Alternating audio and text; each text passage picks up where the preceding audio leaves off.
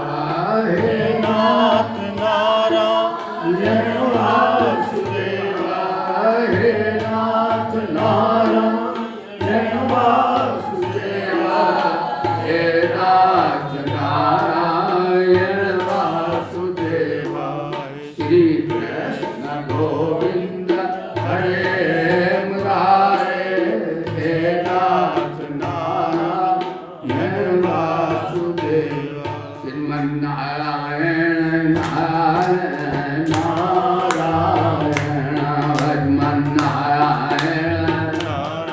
नारायण नारायण श्रीमन्नारायण नारायण नारायण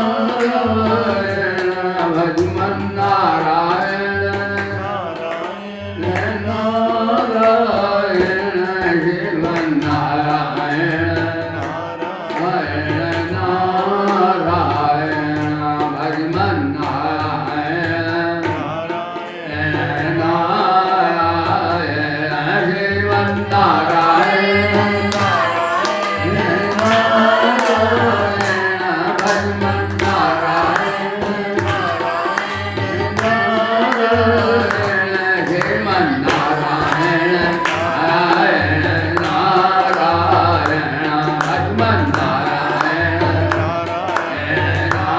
नारायण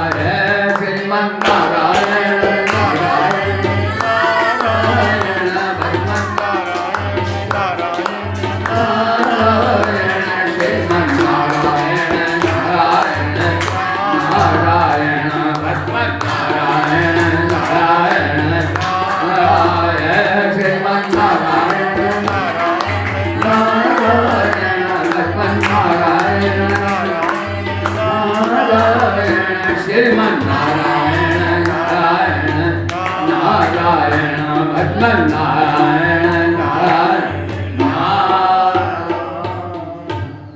पूज्य वेद भगवान की श्री गायत्री माता की श्री गीता माता की श्री भारत माता की श्री भोले बाबा की श्री पवन सुत हनुमान की श्री गुरुदेव भगवान की धर्म की अधर्म का प्राणियों में और विश्व का हर हर महादेव जय श्री राधे बोले सद्गुरुदेव भगवान की जय।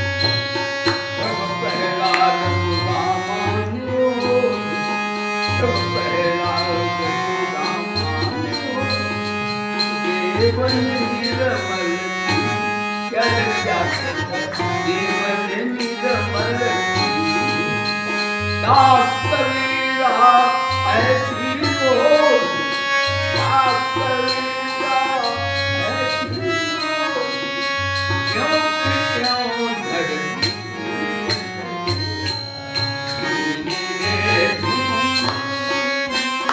ये राम नाम रसती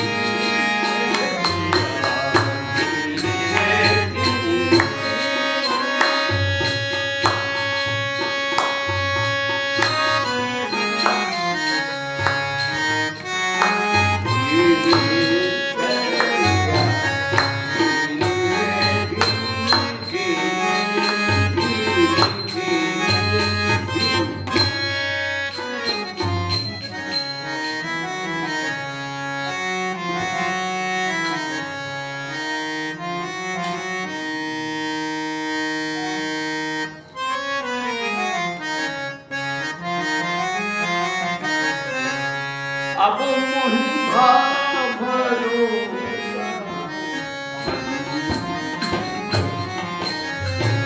अब मोहि भाभरो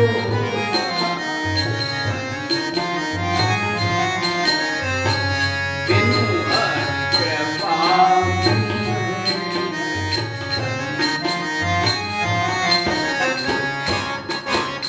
श्री राम जय राम जय राम बोलो श्री राम जय राम जो रघुवीर दयालु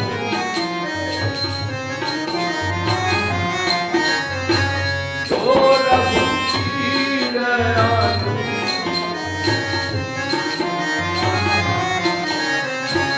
तो मोहि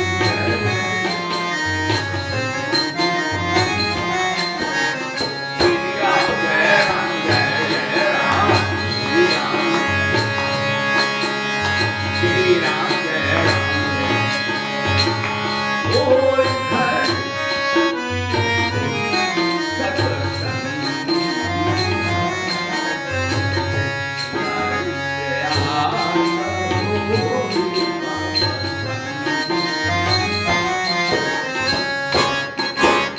श्री राम जय राम जय राम सतसंग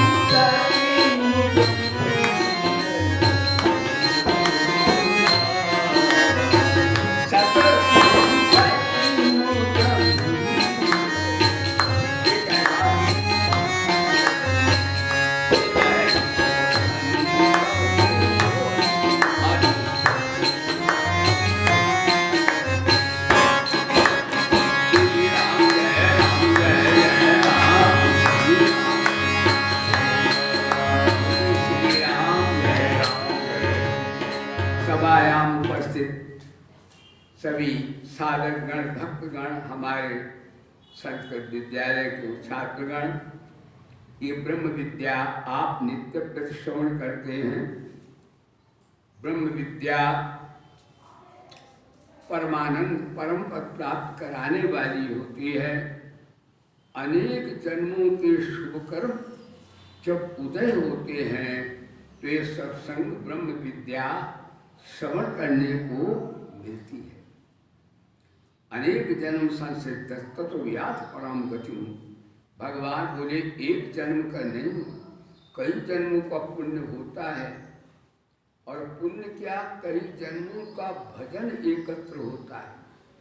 भगवान का भजन न तो पुण्य में होता है न पाप में होता है, वो पाप पुण्य से रहित होता है। इसलिए हजारों मनुष्यों में कोई कोई किसी किसी में मानव धर्म उदित होता है।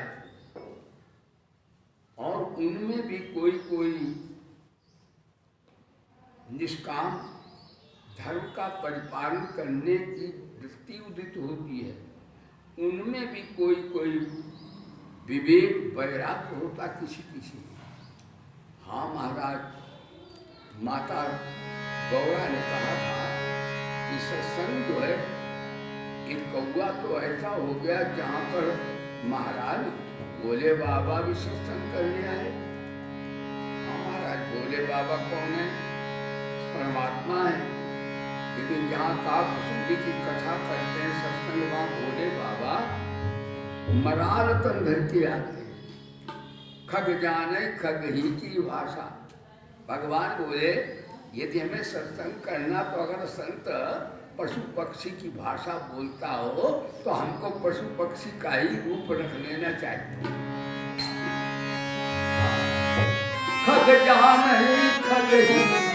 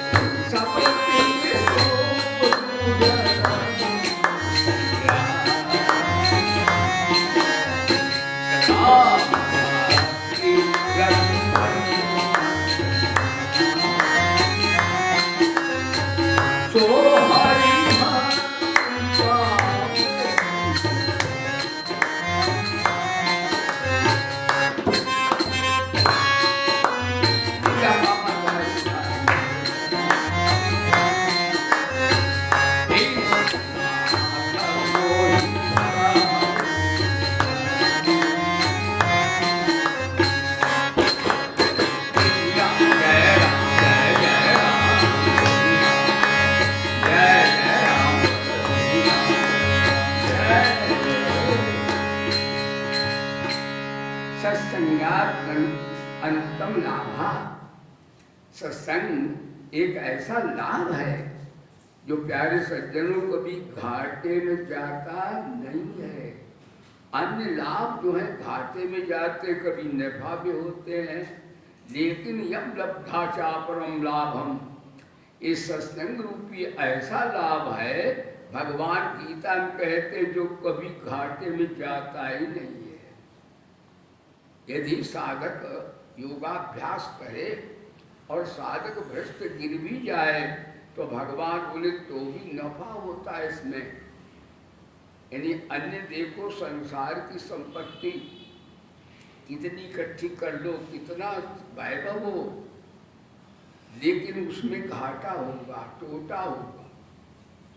भागवत में तो यहाँ तक आया कि एक ही व्यक्ति को सारी भूमि मिल जाए, सारे बाल बच्चे मिल जाए, सारे जीव मिल जाए, फौज मिलिट्री मिल जाए, अरे स्वर्ग का राज्य तक मिल जाए, फिर भी रोएगा वो नानक दुखिया सब संसार। क्योंकि संसार में सुख नाम की सत्ता, संसार माने नाशवान चीज, नाशवान से कभी अविनाशी आनंद सत्ता मिलेगी ही नहीं। इसलिए संसार की आसक्ति तोड़ो और हरि से नाता, परमात्मा से नाता जोड़ना ही सत्संग है। और साधक बनो। देखो, साधक न हिंदू होता, न मुसलमान होता, न ईसाई होता, न पारसी होता। साधक न ब्राह्मण होता, न क्षत्रिय होता, न वैश्य होता, न देवी देवता होता है, न शूद्र होता, न चंडाल होता है। साधक न स्त्री होता है, न पुरुष होता है। साधक कौन होता है? जिसमें ये लक्षण हो तो वो महाराज, वो तो फिर भूत भी साधक हो जाए। कौन सत्संगी होता, कौन साधक होता है? तो कहते साधक वो होता है जिसे संसार से क्या हो, संसार से वैराग्य हो और हरि से अनुराग हो, वो साधक होता है। फिर वो चाहे नपुंसक हो, चाहे जड़ा हो, चाहे हिंदू हो, चाहे मुसलमान हो, चाहे स्त्री हो, चाहे पुरुष हो, चाहे कोई भी हो, उसका बेड़ा पार हो जाए। लेकिन एक बात खास है, साधक पहले बनो। सत्संग के आकर के देखना चाहिए कि हम साधक हैं कि नहीं। यानी जिसे संसार से वैराग्य हो, हरि से अनुराग हो। दूसरे भाषा में कह सकते हैं कि संसार से अनासक्त हो और हरि में आसक्त हो। यानी अनासक्त और ये नहीं, बाल बच्चे छोड़ दो, माता पिता को छोड़, भाई बंधुओं को छोड़ दो, रोट नोट को चौराहे फेंक दो। अनासक्त का अर्थ है कि इनसे राग मत करो, पैदा तो करो, अनासक्त भाव से भोगो। वेद कहता है जो अनासक्त भाव से भोगता वो साधक है, और जो आसक्ति से भोगता वो बाधक है। ऐसा नहीं पैसा फेंक दो, माता पिता की सेवा छोड़ो, ऐसा गीता थोड़ी कहती है। अनासक्त रहो, लेकिन होता उल्टा है। आसक्त होते हम धन में, आसक्त होते परिवार में, आसक्त होते प्रतिष्ठा में, आसक्त होते मान सम्मान में। थोड़ी देर के लिए राधे राधे बोल देते हैं, बोलो सच्चिदानंद भगवान। भगवान बोले साधक बनो। और एक बात है, संसार में आसक्त रहोगे तो दुर्गति होगी, और परमात्मा में आसक्ति होगी तो भक्ति होगी। कल बताया था, बड़ा बढ़िया ये है कि भगवान के पास दो चीज़ें हैं। कौन कौन सी? हम लोग साधक हैं तो मांग लो उनसे, भगवान देते हैं। तेरे दरबार आली की निराली शान देखी, सखावत खुद तेरी गलियों में चक्कर काटते देखी। बढ़ाया जिसने अपना कर तेरे दरबार में, मालिक तुझे देते नहीं देखा मगर झोली। भगवान से जो मांगो दे देते, वहाँ कोई कमी टोटा थोड़े, कोई घाटा थोड़े उनके पड़ा, वो दे देंगे। ध्यान दो। तो इस प्रकार से परमात्मा के पास दो ताकतें हैं, एक तो है भक्ति और एक है माया। अब मांगो भगवान से, माया मांगो तो माया, माया जानते, माँ माने नहीं, या माने जो है तो कुछ भी नहीं, अघटित घटना घटन पटीयसी है, सत्वा सत्वाभ्याम अनिर्वचनीय तत्व माया है। तो माया क्या करेगी? ना से नचाएगी, हम लोग 84 में ले जाएगी महाराज। मैं और माया का रूप क्या बताए, बता दो। मैं और मोर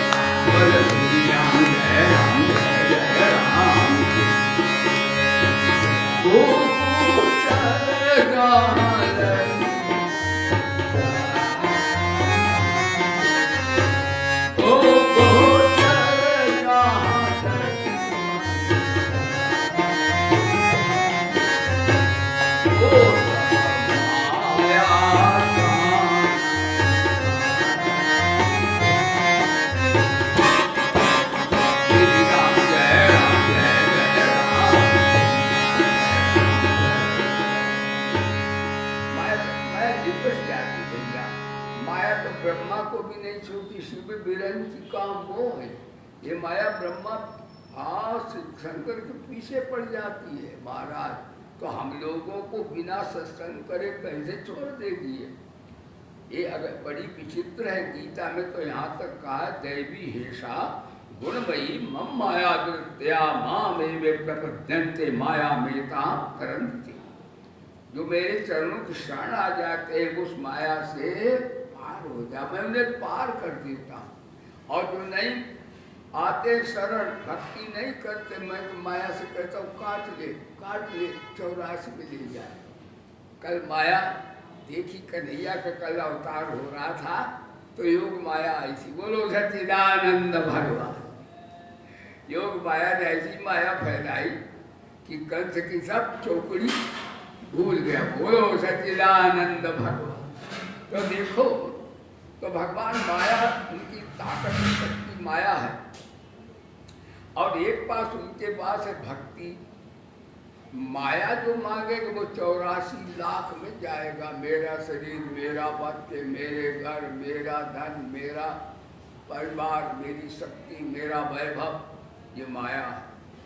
ये 84 में घुमाएगी बहुत ज़्यादा। इसको लोग कहते बड़े भाग्यवान हो, तुम्हारा परिवार बहुत बड़ा, तुम्हारे पास बहुत धन है, तुम्हारे पास कोठियाँ। हम कहते भाग्यवान कहते ही नहीं। बोलो सच्चिदानंद भगवान। आप झोपड़ी में बैठे हो और आपका परमात्मा से प्रेम हो तो आपसे ज़्यादा धनी ब्रह्मा भी नहीं है। सबसे धनी आदमी आप हो। भले ही आपको रोटी दूसरे दिन मिलती हो, लेकिन आपके समान धनी कोई नहीं। धनी कौन होता है? जिसका ईश्वर से प्रेम होता है। कबीरा सब जग निर्धना और धनवंता नहीं कोई। कबीरदास बोले सारी दुनिया निर्धन है। राजा महाराजा चक्रवर्ती देवी देवता तक वो भी भोगे भोगते स्वर्ग में अच्छा करते हैं।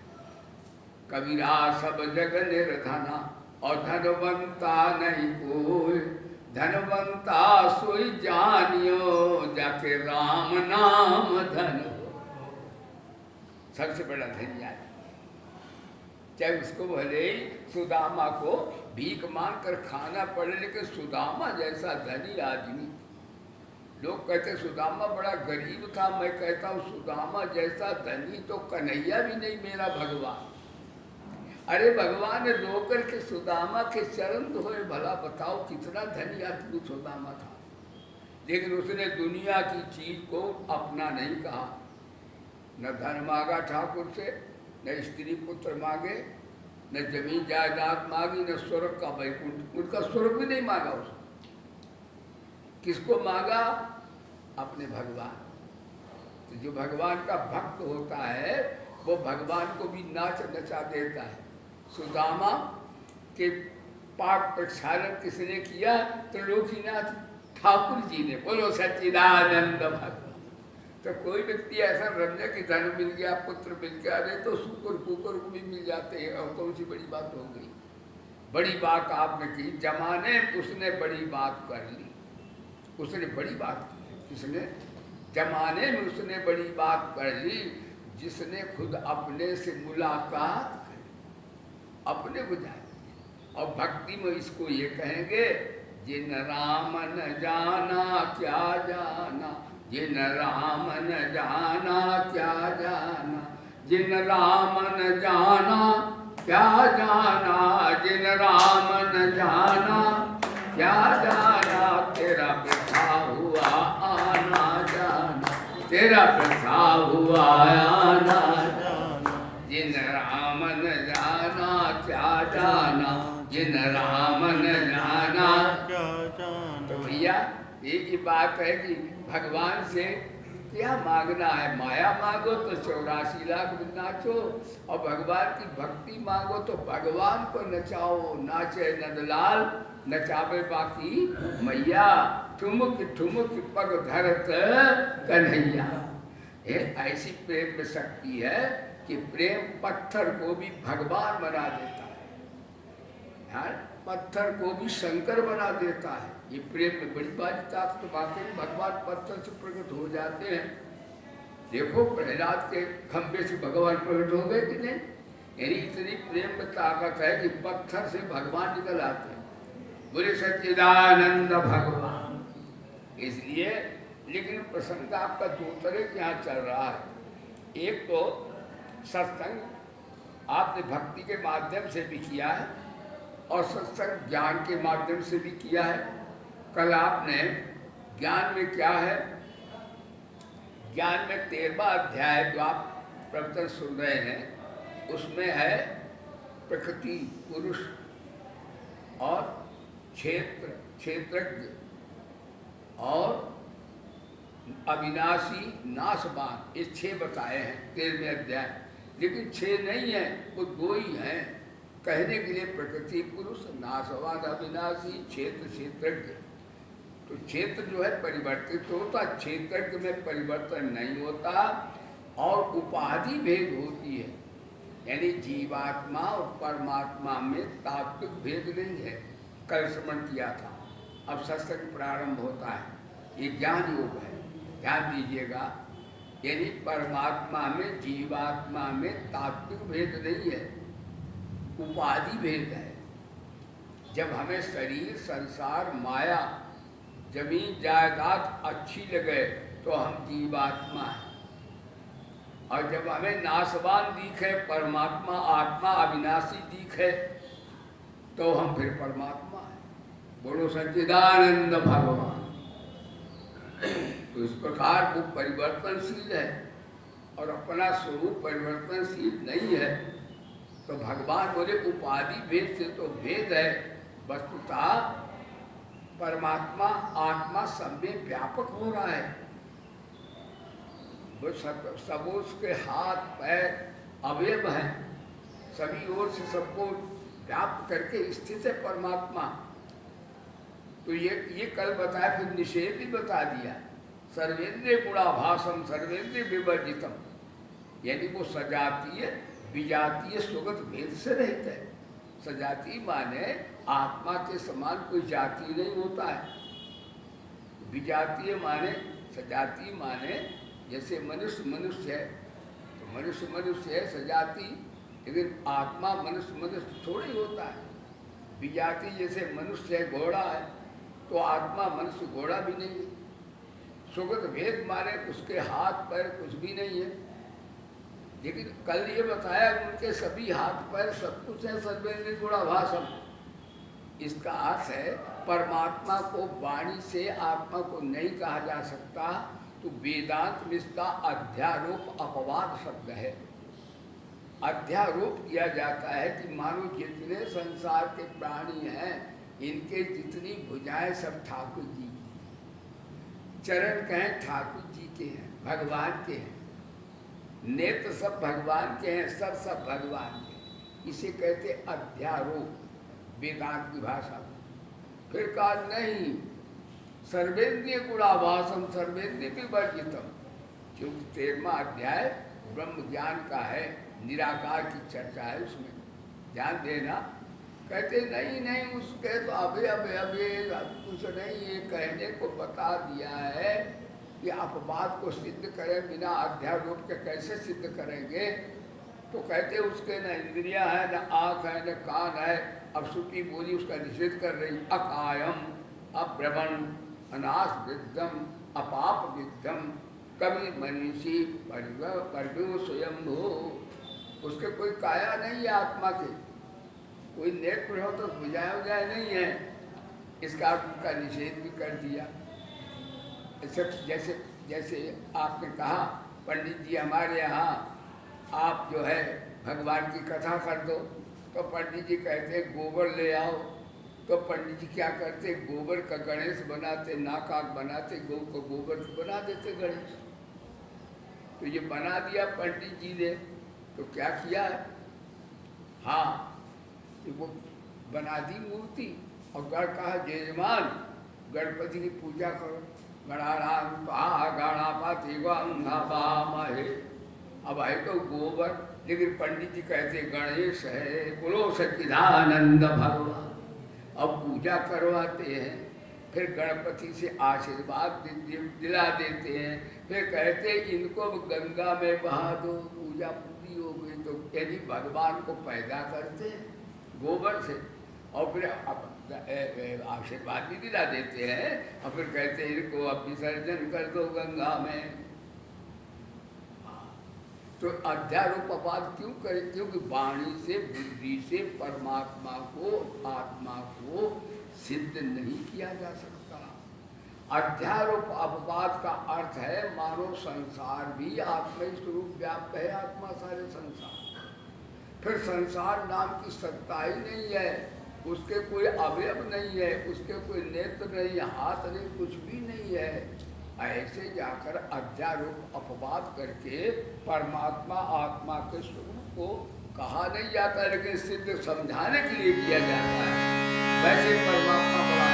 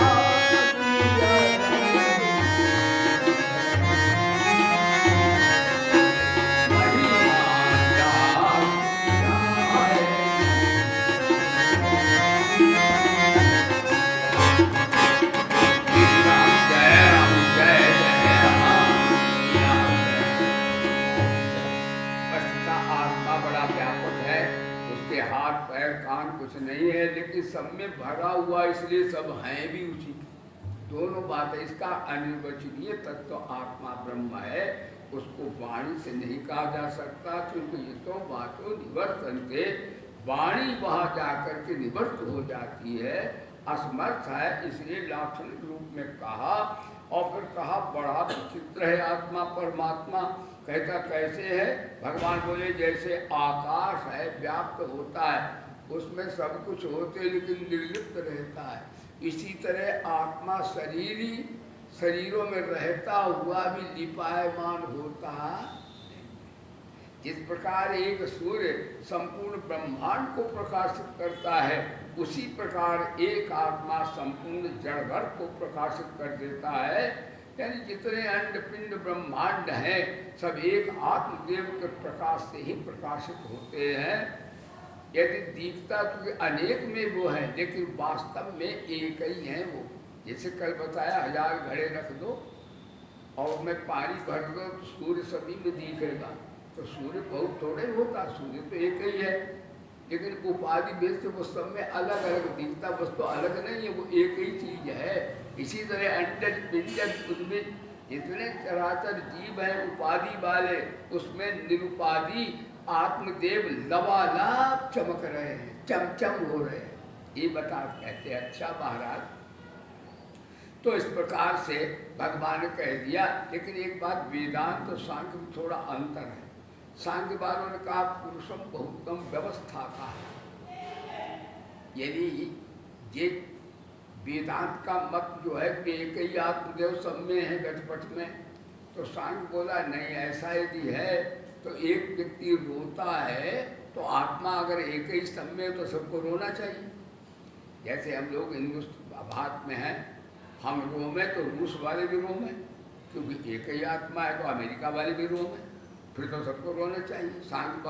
सांख्य वाले बोले कि वेदांत का जो एक ही आत्मा सब में है परमात्मा, वो बात समझने थोड़ा कम आती है।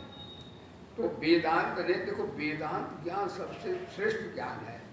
वेदांत बताया है एको देवा सर्वभूतेषु गूढ़ा श्रुति बोली सर्वव्यापी सर्वभूतांतरात्मा, एक ही देव सब में परमात्मा है।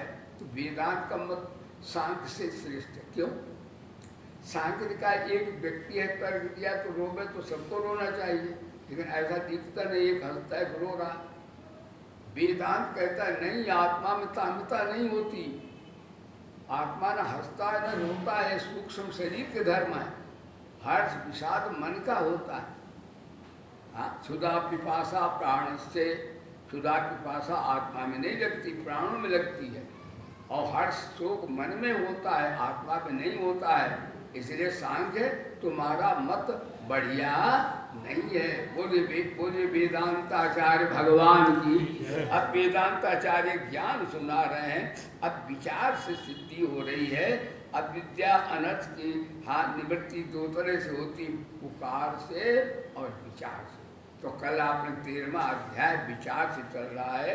अब भगवान आज 14वां अध्याय पर थोड़ा सुनिए महाराज। प्रसंग तो वही चल रहा है, जब पूरा हो गया तो ये 14वां अध्याय क्यों कह रहे महाराज? बोलो सच्चिदानंद भगवान की जय। ये सत्संग है। देखो सत्संग से बड़ा आनंद आता है।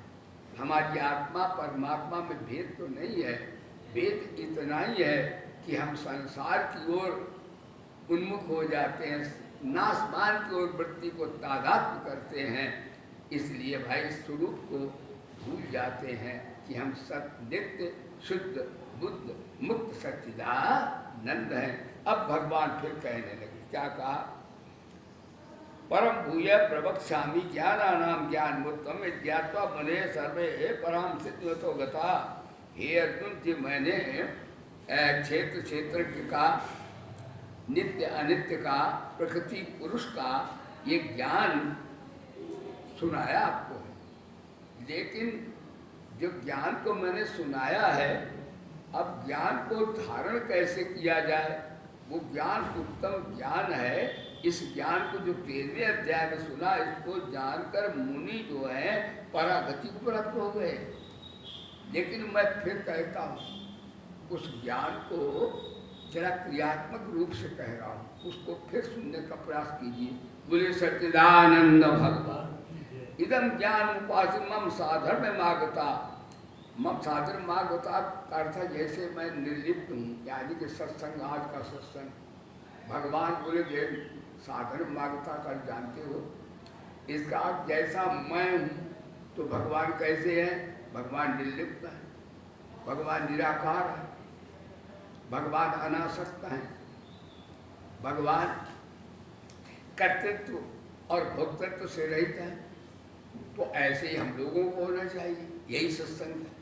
सत्संग का अर्थ जो भगवान है, भगवान कह रहे जैसे मैं हूँ वैसे तुम भी हो जाओ। बोले सच्चिदानंद भगवान। यानी साधर्म या मागता का अर्थ है मैं निर्लिप्त होकर सारे संसार के कार्य करता हूँ, मैं अनासक्त होकर दुनिया को रच देता हूँ। हाँ, ध्यान, निर्लिप्त, अनासक्त और ये बता दिया क्या नाम, निष्काम। यानी भगवान निष्काम होकर सेवा कर रहे हैं। कोई आसक्ति नहीं, जैसे भगवान मान सूर्य मान लो, सूर्य भगवान का दृष्टांत दिया, देखो वो निर्लिप्त है कि नहीं, वो अनासक्त है कि नहीं, सबको प्रकाश देते, ठीक टाइम पर आते, चले भी जाते, और अनासक्त है और निष्काम भी है। रोज आते हैं, प्रकाश देते, किसी से पैसा मांगते सूर्य भगवान कि भाई हमें लाओ, तुमको हमने प्रकाश दिया तो हमको लाओ। तो निष्काम भी है, निर्लिप्त भी है, अनासक्त भी है। आते ठीक टाइम चले जाते हैं, ये नहीं फिर जैसे उनके डूबने का टाइम आया फिर 1 मिनट नहीं यहाँ रहेंगे, बिल्कुल उनको कोई अटैचमेंट नहीं है। तो जैसे भगवान बोले हमारा स्वरूप है, वैसे ही वो सत्संगी हो जाता है। जो आत्मतत्व को जानता है, परमात्मा को जानता है, वो स्वर्ग ही अपने जो जानते हैं। यदि निर्लिप्त होकर के, निष्काम होकर के, अनासक्त होकर के जो व्यक्ति रहता है, वो ब्रह्मा के स्वर्ग में उत्पन्न नहीं होता। और यदि उत्पन्न हो गया तो महाप्रलय हो तो रोता नहीं। वो जानता आत्मदेव को उल्लास विलास है। प्रलय हो रही तो भी उन्हीं में हो रहे, उत्थान हो गया तो भी वही है, पतन हो गया तो भी हो गई है, विकास हुआ तो भी वही है, और लीला संवरण होकर विनाश हो रहा तो भी वही है। यदि परमात्मा के अंदर कुछ हुआ नहीं है, नहीं होता नहीं, हो सकता नहीं, ऐसी वो तत्वमयी दृष्टि से अपने स्वरूप को जान लेता है, बोध प्राप्त कर लेता है। अब कहते हैं कि भाई एक बात तो बताओ, ये आपने स्वरूप का साधन की बात बता दी सत्संग में। हम लोगों को ऐसे ही सत्संग करना चाहिए, निर्लिप्त होकर के, निष्काम होकर के, अनासक्त होकर। ऐसे भगवान साधारण का तो यही है, परमात्मा में यही दिव्य गुण होते हैं। अब कहते हैं जरा आप क्रियात्मक देव स्वरूप महत्व बताते हैं कि जो संसार का संरचना होती है वो जब अब दूसरे रूप से वर्णन करते, अभी तो अपना स्वरूप वर्णन किया साधारण का। अब कहते सुनो अर्जुन, मम योनिर महत् ब्रह्म तस्मिन् गर्भम ददाम्यहम् संभवा सर्वभूतानां ततो भवद्भारत सर्वयोनिषु कौन्तेय मूर्त्या संभवन्त्या तासां ब्रह्म महादेव नीरम बीजा प्रजापता।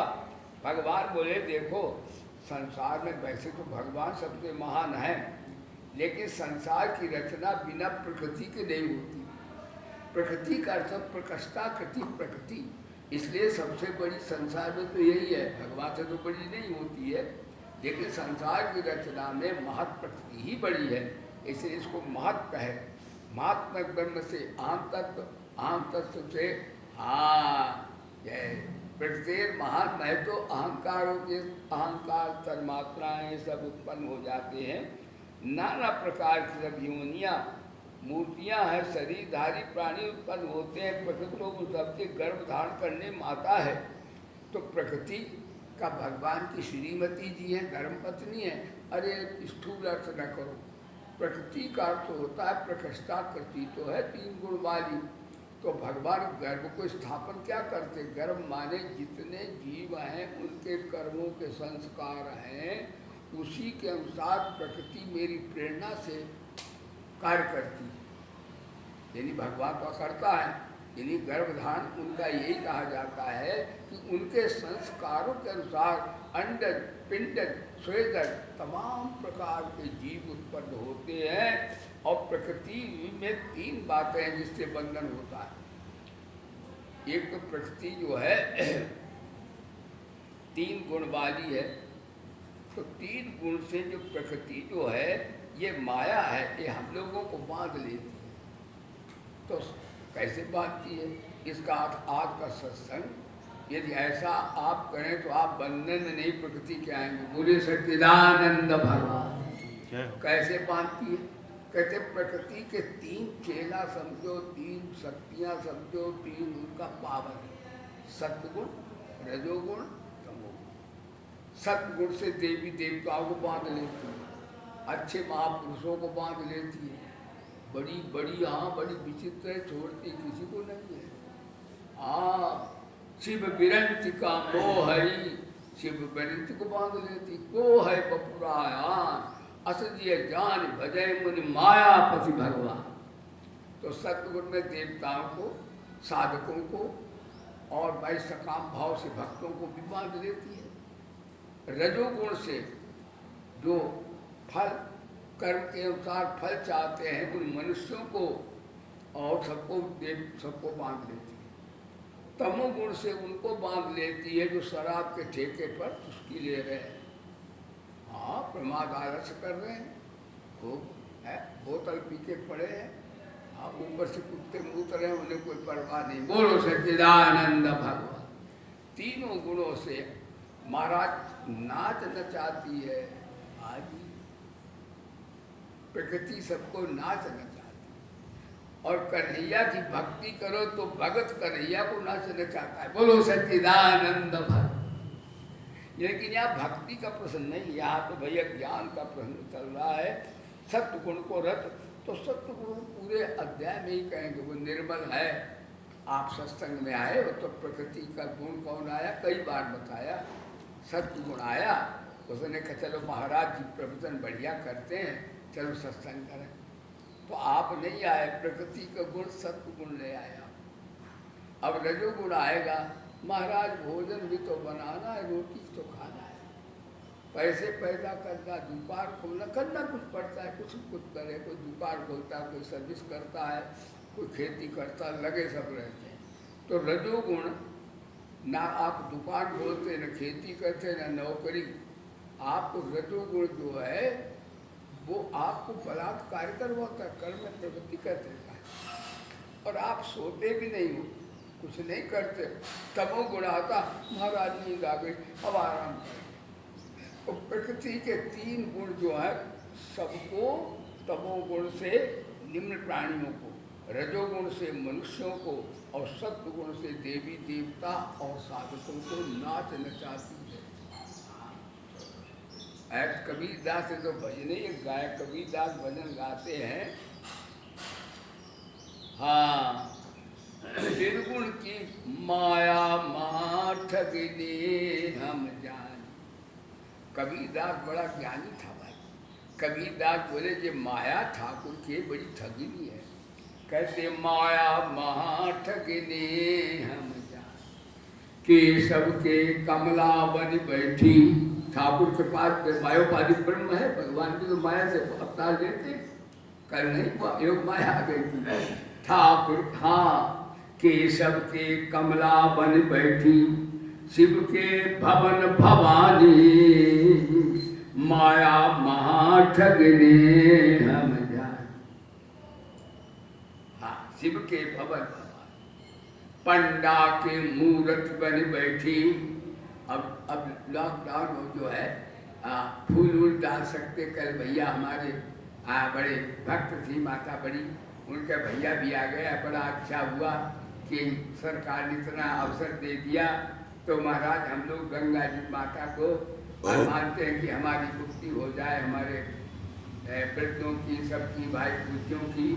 तो कहते हैं महाराज ये बड़ी माया बड़ी विचित्र है। कहते पंडा के मूर्त बन बैठी, तीरथ माँ भई पानी, माया महाठगने हम जान।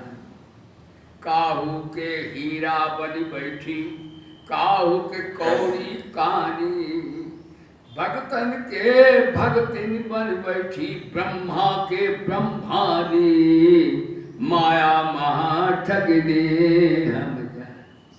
कहत कबीर सुनो भाई साधो, ये सब अकथ कहानी, माया महाठगने हम जान। बड़ी ठगनी है, या ठगनी से रहा होशियार। कबीरदास ने तो यहाँ तक कहा कि रमैया की दुल्हन ने लूटा बाजार, रमैया तेरी दुल्हन ने लूटा बाजार। सुरपुर लूटा, नागपुर लूटा, सुरपुर लूटा, नागपुर लूटा। और ऋषि मुनि के पर गई पछार, रमैया की दुल्हन ने लूटा बाजार, रमैया तेरी दुल्हन ने लूटा बाजार। तो 3 गुणों से ये रमैया की दुल्हन सबको नचाती है। अच्छा, कोई ऐसा भी जो न नाचे? कहते हाँ। कौन? कहते जो 3 गुणों से ऊपर हो जाए। नहीं तो कभी ऊपर ले जाएगी, कभी देवता बना देगी, कभी मनुष्य बना देगी और कभी पशु पक्षी बना देगी। ये गमना गमन होता रहेगा। तो ये ज्ञान का, विचार का है। देखो 2 तरह से सत्संग होता है, एक विचार से, एक पाठ से। ये 13वां अध्याय जो है और ये ज्ञान के अध्याय हैं। तो इस पर भाई विचार करना, विचारा परमो ज्ञानम। तो विचार में सत्य क्या है, असत क्या है, और मतलब नाशवान क्या है, अविनाशी क्या है, इसका विचार करके अलग अलग देखो तो अपने आप माया से, अविद्या से वृत्ति हट जाती है और स्वरूप में केंद्रित हो जाती है। सत्य क्या है, असत क्या है, रहने वाला क्या है, ना रहने वाला क्या है। तो रहने वाला क्या है? अपना स्वरूप आत्मा, रहने वाला अपना परमात्मा।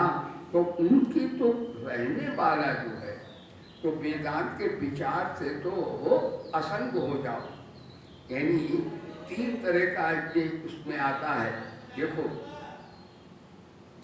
एक होता है कर्तव्य परायण का, एक होता असंगता और एक होती है प्रियता। तो ये जो प्रवचन आज का सत्संग है, असंगता वाला ज्ञान योग है। इसमें सत, असत, नित्य, अनित्य, प्रकृति, पुरुष, इस पर विचार चलता है। तो इसमें जो मतलब नाशवान है उससे असंग हो जाओ। यदि वेदांत में असंग हो जाते हैं तीनों शरीरों से, और कर्मयोग में तीनों शरीरों से संसार की सेवा करते, तीनों से वही बात हो जाएगी। एक में आ जाए तो वो दोनों हो जाएगा। यानी योग बोध प्रेम एक ही चीज है, लेकिन एक की सिद्धि हो जाए तो कर्तव्य परायणता है तो असंगता भी आ जाएगी, और असंगता है तो प्रियता भी आ जाएगी। यही भगवान प्यारे लगने लगेंगे। लेकिन एक में भी स्थिति आ जाए तो जो क्रिया प्रधान है, जो संसार को सच्चा मानते हैं, वो कर्तव्य परायण हो जाए, सबकी सेवा करें, तो उनके अंदर जो वासनात्मक वृत्तियां हैं वो शुद्ध समाप्त हो जाए। तो वो जो है कर्तव्य परायण जो है अकर्मी हो जाए, अकर्ता हो जाए और असंग हो जाए। यदि संसार से दुख बुद्धि है तो महाराज क्या करें, तो संसार से तीनों शरीरों से असंग हो जाए। और यदि श्रद्धा है, भाव है, भक्ति है, शरणागति है, तो तीनों शरीरों से परमात्मा के सन्मुख हो जाए। परमात्मा के सन्मुख हो जाए तो भी परिच्छिन्नता का बात हो जाएगा, और असंग हो जाए, स्वरूप में आ जाए तो भी हो जाएगा, और निर्लिप्त होकर के सबकी सेवा करने में लग जाए तो भी असंग, तो भी वही बात हो जाएगी। तो जिनमें करने का वेग है वो कर्मयोग के अधिकारी हैं, जिनमें जानने की जिज्ञासा वो ज्ञानियों के सत्संग करें, और जिन्हें मानने की बात है कि मेरे प्रभु, हाँ हमें तो असंगता मुक्ति भी नहीं चाहिए, हमें तो अपने परमात्मा चाहिए, वो प्रियता में आकर परमात्मा के प्यार में मस्त हो जाए, प्रभु को भी प्यार, अपने को भी प्यार, सारे प्रेम रस में आनंद हो जाए। तो ये तीन तरह से सत्संग की चर्चा, लेकिन आज ज्ञान योग से है। अब कैसे छूट जाएंगे महाराज ये त्रिगुणमयी प्रवृत्ति से, माया से या अविद्या से, तो उसके लक्षण आपको कल सुनाए जाएंगे। बोलिए सच्चिदानंद भगवान की। बड़ा महती भगवान की अनुकंपा कृपा है जो आप नित्य प्रति भाई देश में विदेश में ये ब्रह्म विद्या श्रवण कर रहे हैं। जो ऐसे समय पर जब यार संसार की स्थिति तामसाच्छन्न वातावरण में आ गई है, आज मानवता दानवता छा गई है मानवता पर, वो उद्यत है मानवता को समाप्त करने के लिए। लेकिन इतना अवश्य है कि गुरुओं का ज्ञान, ये सत्संग का ज्ञान, प्रलय भी आ जाएगी और शरीर भी छूटते होंगे तो अभी आप अनंत में आप निवास करते होंगे। आपको प्रलय का और संसार के झंझावातों का कोई दुख नहीं होगा, आप अपने स्वरूप में स्थित हो जाएंगे। भाई ये अपने अपने यहाँ गीता विज्ञान आश्रम से सभी प्रकार की सब सेवाएं हमारे सभी साधकगण भी करते हैं, और सभी विधायक भी हैं, विद्यालय भी हैं, गौशाला भी है, सब अच्छा संचालन हो रहा है। और भाई ऐसा भी है कि हमारे भाई जो आते भाई कुछ ऐसे हैं जिनके लिए सहयोग भी चाहिए, तो भाई अधिक लोग हम लोग सहयोग तो नहीं कर सकते, लेकिन पत्र पुष्प से भाई हाँ ये जो है आपको जो है भोजन की व्यवस्था, कुछ पैकेट वैकेट भी बांटे जा रहे हैं ये, और सभी को प्रेरणा करते हैं कि जहाँ भी भाई ज़्यादा जमा करने की आवश्यकता नहीं है, भगवान रोटी तो देते ही हैं। तो जो बैठे हैं हमारे भगवान आज किसी रूप में अभावग्रस्त रूप में आए हैं, हमें उन भगवान की भाव से पूजा करना चाहिए, तन से भी मन से भी, और भाई हो चार दाने अंधन से भी करें। सभी प्रकार से अपना इस महान संग्राम में आप विजयी हो जाएंगे और भारत विजयी होगा, क्योंकि भारत सबका कल्याण चाहता। सर्वे भवन्तु सुखिनः, सर्वे सन्तु निरामयाः, सर्वे भद्राणि पश्यन्तु मा कश्चित् दुःख भाग् भवेत्। एक भजन सुन लें आप।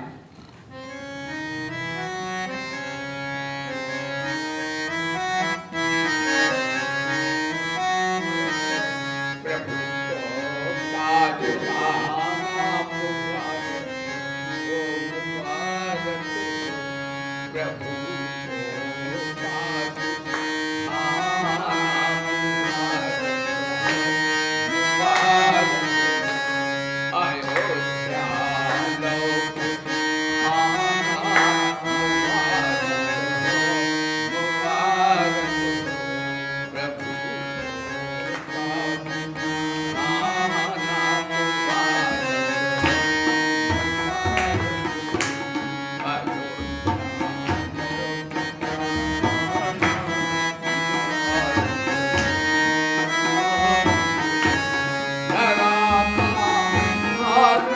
डाला है चलो मार डाला है धर्म मार डाला है चलो मार डाला ये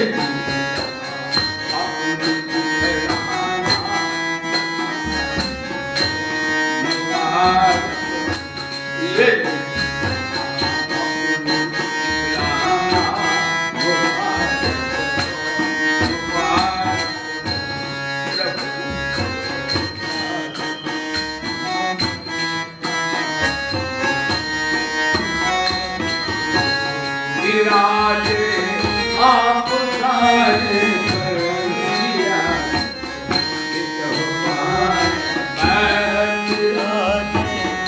आप सारे बरसिया गोपाल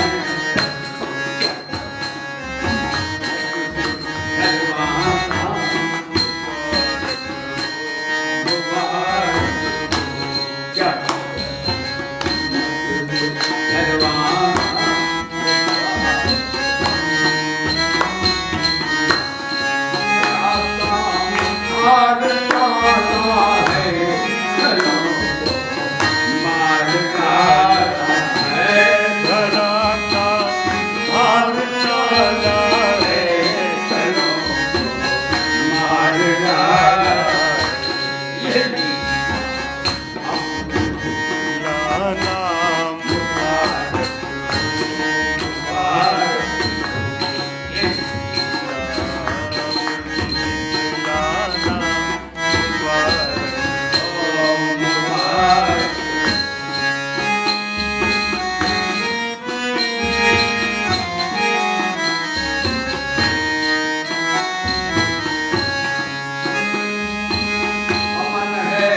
आज दुनिया में अमन है आज दुनिया में अमन है आज दुनिया में अमन है आज दुनिया सिया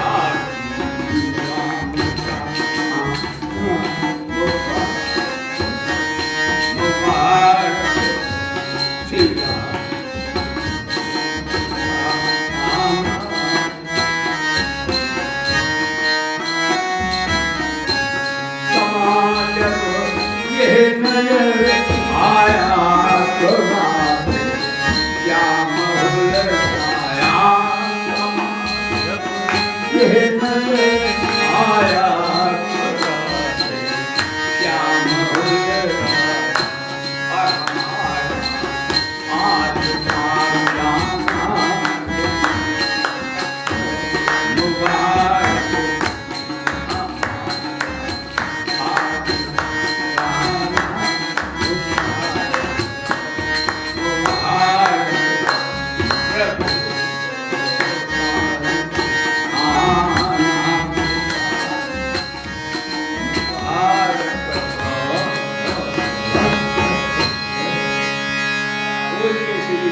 भगवान की श्री गायत्री माता की श्री गीता माता की श्री भारत माता की गंगा माता की श्री भोले बाबा की श्री पवन सुत हनुमान की श्री गुरुदेव भगवान की धर्म की अधर्म का प्राणियों में विश्व का हर हर महादेव जय जय श्री राधे।